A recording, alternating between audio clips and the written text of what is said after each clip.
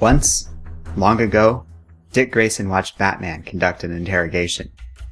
He asked the mentor to stop, saying the crook clearly didn't know anything. Bruce was not satisfied with this, so he dropped the man on a mattress. Robin asks why Batman would do that, and Wayne explains this is a lesson. Criminals cannot be trusted.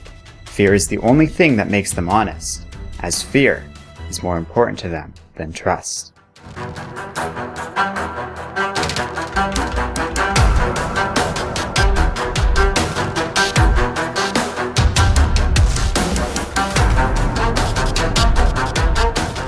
In the present, Nightwing is dazed by Raptor's attack. The thief reminds Grayson that they have work to do for the Parliament, and that Raptor will be his new partner. However, Dick generally prefers partners that don't attack and gas him.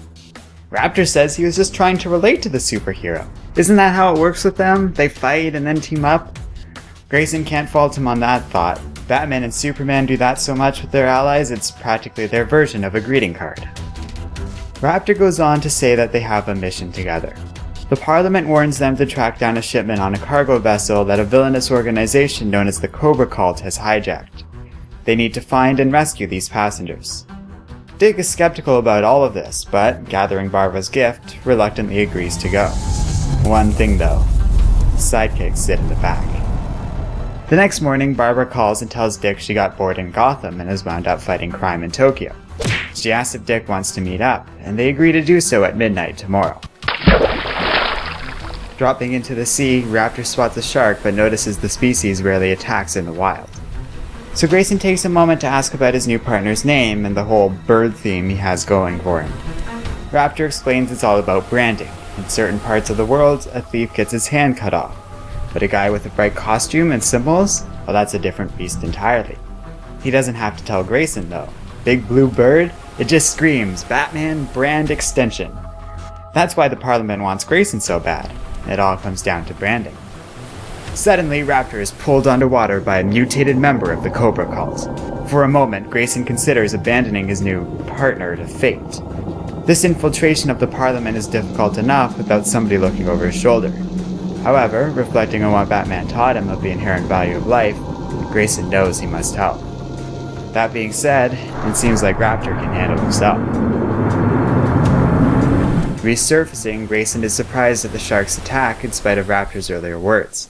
The thief explains that his gauntlet always provides whatever he needs, and in this case he really needed shark attractant. The gauntlet is very handy for this, as the Raptor has never been much of a planner. As they attack the guards on the boat, Grayson comes to the disturbing realization that he and Raptor share this in common, as Dick always had a preference for diving into the action too. Wishing to see why the Parliament is so interested in this ship, Grayson slips away from the action to investigate further. He finds the gruesome remains of people experimented on, and music from behind a locked hatch. As he works to break the lock, one of the patients stirs.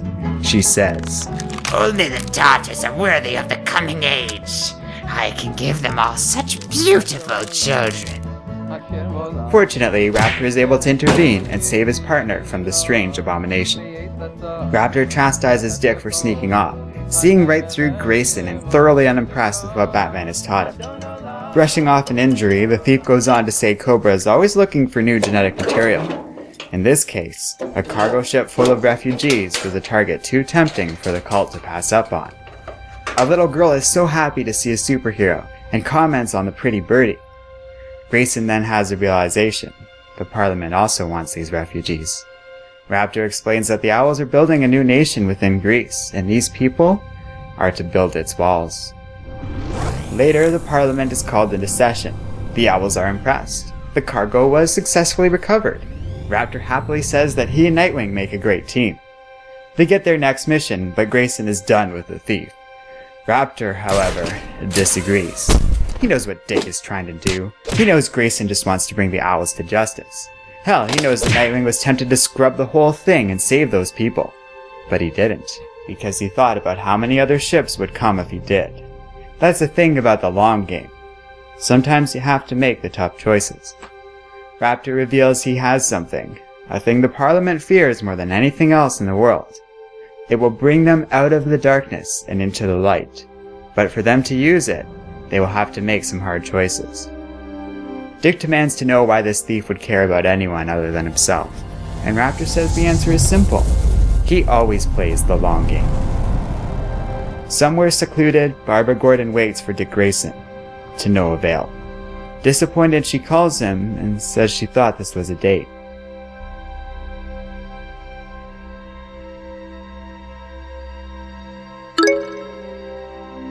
Standing close to the edge of a cliff, Raptor asks if his new partner is going to jump.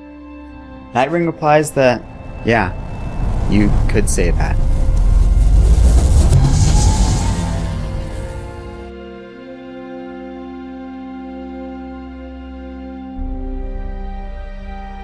Hello and welcome to Comic Island. My name is Arden, and this is my recap and review of Nightwing number 2.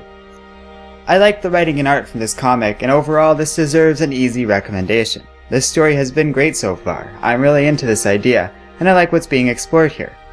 Unsurprisingly, certain fans are all in a tizzy over the whole better than Batman thing, but it's important to remember that better can mean a lot of things. Sure, Bruce might be the world's greatest detective, although I've always hated that moniker personally, but he's not the best at everything, or at least when he's an actual character that works, and not just some ludicrous wish fulfillment fantasy. So pushing Nightwing past Batman's umbrella fits, and makes sense given the fact that Grayson was kind of heading in this direction anyways during his spy years.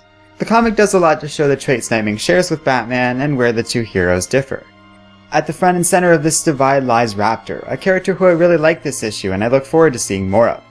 He's fun, a morally looser character who's got a lot more going on than what is on the surface. I really like how perceptive and smart this guy is. I think this is interesting new territory for Grayson's character too, and I'm really looking forward to seeing these guys work together. I also like the underlying theme of tough choices in this issue. This mission won't and shouldn't be easy if the writers want to make the Parliament into a real threat. It's one thing to say you're making a tough choice or to announce they will be happening, but this comic does a great job at showing that. The first decision is about refugees. It would have been easy to write a simple solution out of this problem. Grayson could have freed the refugees and been super confrontational with the Owls over it, trying to intimidate them. But I give the writer Tim Seeley a lot of credit for not copping out on this. If Dick really wants to infiltrate the Owls, he's going to have to do shady things like this. So that cute little girl? Well, she's a slave laborer now. That's tough, and something for now Grayson's going to have to live with. These are the sorts of things Dick will have to do if he wants to keep this facade going. And I commend Seeley for going in this direction. He's showing Grayson's mission will have consequences, and it firms up Nightwing is going to have to change to accomplish his goals. In other words, it's an excellent example of character development within the story. We saw it again with another decision Dick makes when he stands up Barbara. And while it is tempting to look at Nightwing with scorn over this, I kind of was like, "Aw, you're being mean to Barbara, you jerk." Again, I feel this is an example of actions having consequences, and also where Grayson's head is in all of this. It gets into what Dick wants now, and that, more than anything else, is to take out the Owls. And that makes sense too. That is his priority. It's not only a rare opportunity given how closed off and secretive the Owls can be, it also makes a lot of sense when you remember that these guys essentially put a bomb in Damien's face. Remember that Damien might as well be Dick's brother, so it makes sense that this, over all other concerns, is what matters to Grayson right now. So it's not about what he needs, or wants, or what is best for him. It's about the mission. And if Grayson has to change, if he has to become better than Batman, if he has to compromise who he is, then so be it. Because these people took his name, they threatened his family, and they're a danger to everybody around him. Like I said at the start of this review, better can mean a lot of things. And just because he's being better, doesn't mean he's actually, say, a better person. There's a lot going on here in a simple 20-page comic, enough so that I can really sink my teeth into the ongoing themes and narrative. Yet, in spite of this depth, the story is also remarkably simple. I could explain to somebody not reading these comics the basic plot in a single sentence. This is a good signal the comic is striking a nice balance between depth and accessibility, and the sort of thing that can lead to excellent top-of-the-line storytelling. Nightwing is really impressing me so far, and personally this is one of my favorite titles out of an already pretty impressive roster of Rebirth comics. Thanks for watching this video. Let me know what you think in the comments section below, and don't forget to like, subscribe, and keep reading comics.